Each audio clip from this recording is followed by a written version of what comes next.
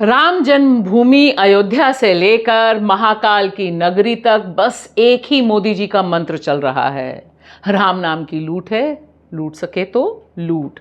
और देखिए, इसमें चंपत राय हो या मोहन यादव, इनका एक ही मंत्र है, बस लूटना अपने लिए और अपनों के लिए। यह जो गंगा बह रही है इस समय भ्रष्टाचार की, मोदी जी के नेतृत्व में इसने जिस तरह के विस्फोट किए हैं, वह शायद कुछ समय पहले तक कल्पना करनी भी मुश्किल थी कि इनके बारे में खबरें छपेंगी। रामलला, हम आएंगे, मंदिर वहीं बनाएंगे और मंदिर बनाकर चंदा चोरी कर जाएंगे या डकैती कर जाएंगे, इसे लेकर अयोध्या नगरी तो अभी गर्म ही है। लेकिन इसी बीच जिस तरह से मध्य प्रदेश के मुख्यमंत्री इतने बड़े भूमाफिया के तौर पर सामने आए हैं, वह एक क्लासिक केस है कि किस तरह से भ्रष्टाचार एक इंस्टीट्यूशन के तौर पर मोदी राज में देश भर में फैल गया है। लेकिन असली खबर यह है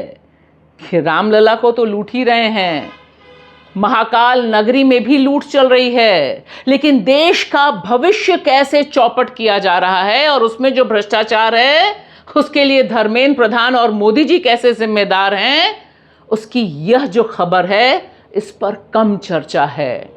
सबने देखा कि नीट का री एग्जाम हुआ और उसमें भी किस तरह से घोटाला हुआ, किस तरह से फिर से बदमाशी करने की कोशिश की गई, इसकी जो कहानी एनटीए से जुड़ती है उस पर चर्चा बहुत कम है। ध्यान से देखिए यह खबर कि नीट री एग्जाम में भी जो बायोमेट्रिक्स कंफर्म कराने वाली कंपनी थी, उसको ऐसी कंपनी को दिया गया था बायोमेट्रिक्स चेक करने का ठेका, जो एक नहीं, दो नहीं, तीन राज्यों द्वारा ब्लैक लिस्टेड थी।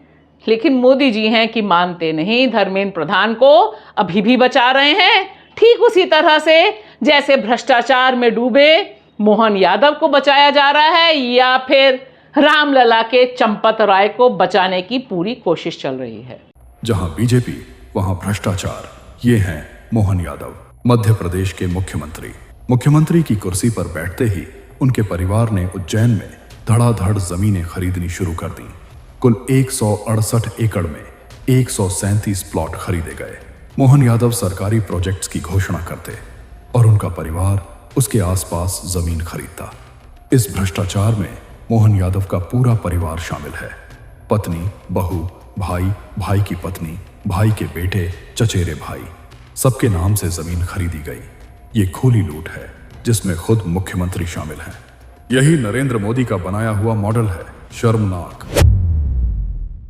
नमस्कार दोस्तों, मैं आपकी दोस्त भाषा। आप देख रहे हैं बेबाक भाषा पे दो टूक कार्यक्रम। दो टूक सवाल है, यह राम के नाम पर या महाकाल के नाम पर जो लूट चल रही है, जो भ्रष्टाचार चल रहा है, जो डकैती चल रही है, इस पर मोदी जी चुप क्यों हैं?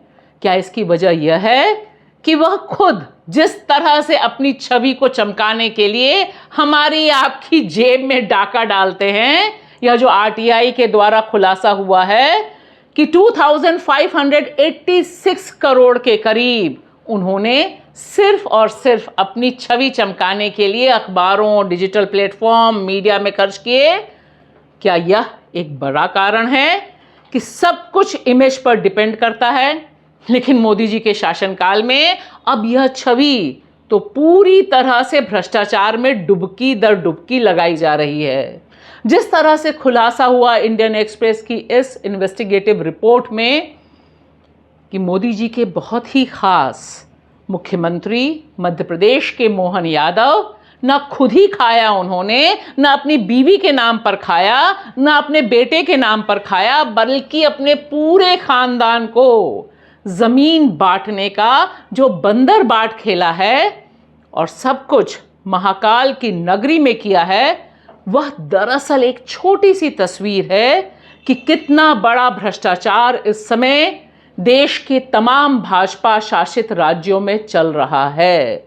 यह जो फैमिली ट्री है ना मोदी जी, जरा ध्यान से देखिए, कितने दिलचस्प परिवारवादी वाली फैमिली ट्री आपकी है, आपके मोहन यादव जी की है। कितनी ज़मीन उनके नाम पर है, कितनी ज़मीन उनकी पत्नी के नाम पर है, उनके बेटे बेटे की पत्नी के नाम पर है। यही मामला नहीं रुकता। ध्यान से देखिए, यहाँ उन्होंने अपने भाइयों के बच्चों, भतीजों, यानी जितने लोगों को संभव था जमकर खिलाया।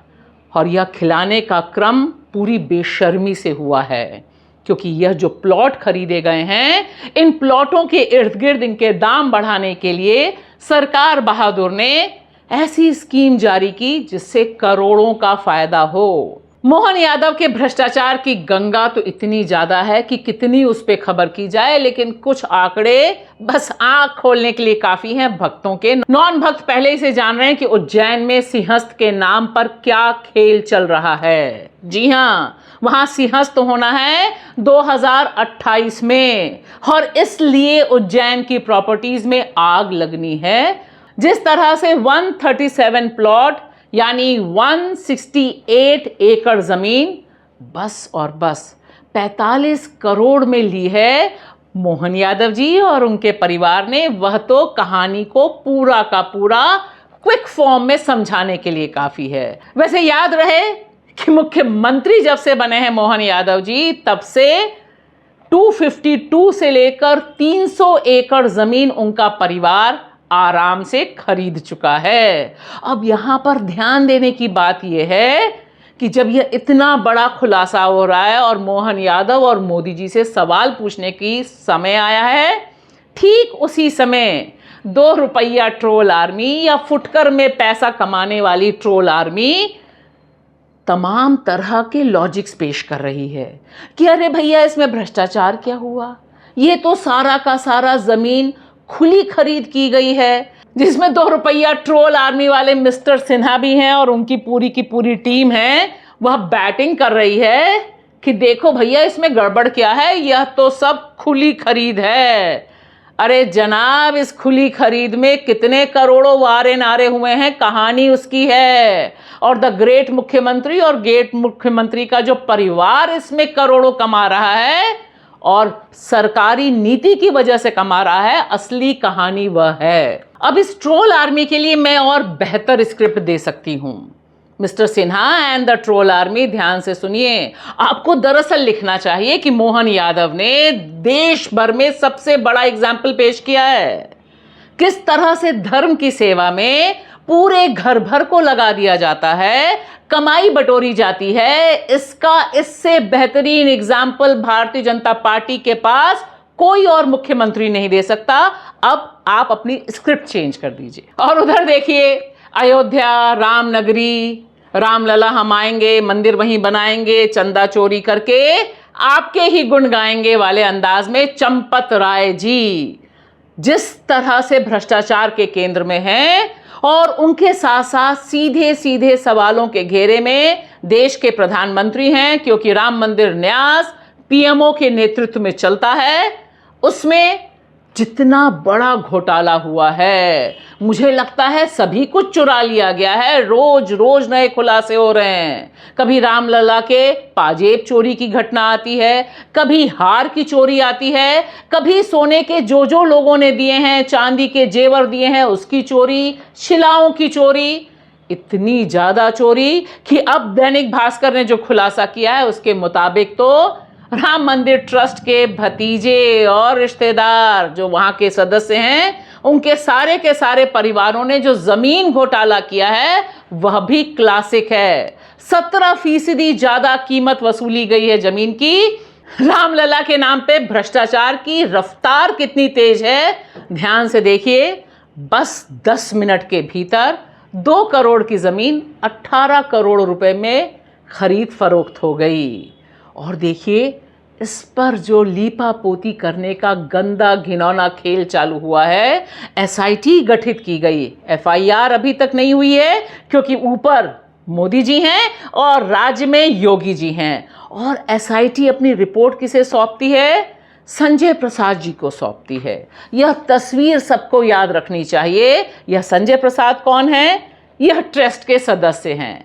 इसे कहते हैं ना, जिस ट्रस्ट के ऊपर चोरी का आरोप लगा है उसे ही जाकर एसआईटी रिपोर्ट सौंपती है और कहती है भैया अब जो मनाए वह कर लेना, हम तो एफआईआर नहीं करने वाले हैं। रामलला के यहाँ चोरी हो, महाकाल नगरी में चोरी हो, लेकिन उससे बड़ा जो भविष्य पर डाका डाला गया है उस पर चर्चा करनी जरूरी है। रीनीट एग्जाम में भी कितना बड़ा फ्रॉड किया गया और अभी तक किसी की जवाबदेही नहीं। एनटीए को बर्खास्त करने की मांग पर कॉकरोच जनता पार्टी और युवा देश की राजधानी दिल्ली में प्रोटेस्ट कर रहे हैं, धरने पे बैठे हुए हैं। और देखिए हिम्मत कैसे होती है एनटीए की, एक ऐसी ब्लैक लिस्टेड कंपनी को बायोमेट्रिक्स चेक करने का ठेका दिया जाता है जो 3 राज्यों में ब्लैक लिस्टेड है, तमिलनाडु में, झारखंड में और उत्तर प्रदेश में। और इसकी वजह से ही यह घोटाला इतने बड़े पैमाने पर पकड़ा जाता है। रीनीट में भी गड़बड़ी हुई, कुछ जगहों पर गड़बड़ी पकड़ी गई, लिहाजा ये खबर बनी। अभी हमें ये पता नहीं, कोई नहीं बता सकता कि रीनीट में यह जो फ्रॉड करने वाले लोग हैं यह कहीं और कामयाब हुए या नहीं हुए।